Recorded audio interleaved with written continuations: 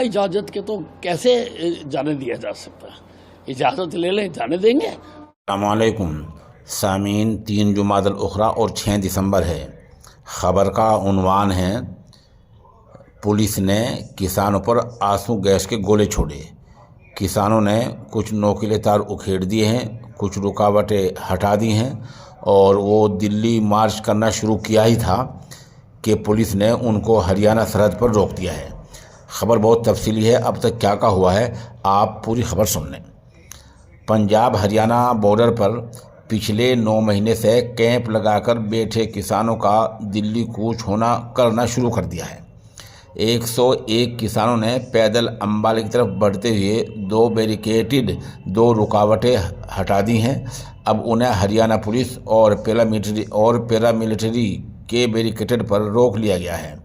जहां फौज ने और पुलिस ने रुकावट लगा रखी है, वहां उनको रोक लिया गया है।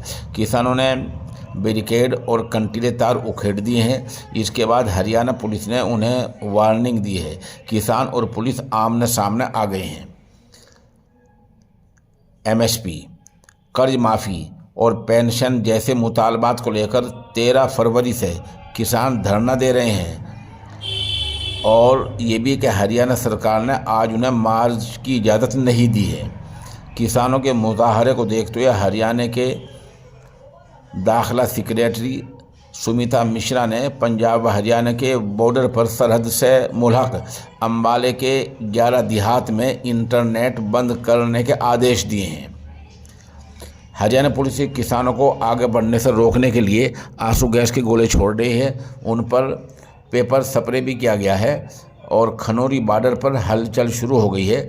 किसानों ने मार्च नहीं शुरू किया है, पर पुलिस आंसू गैस के गोले लेकर आ गई है।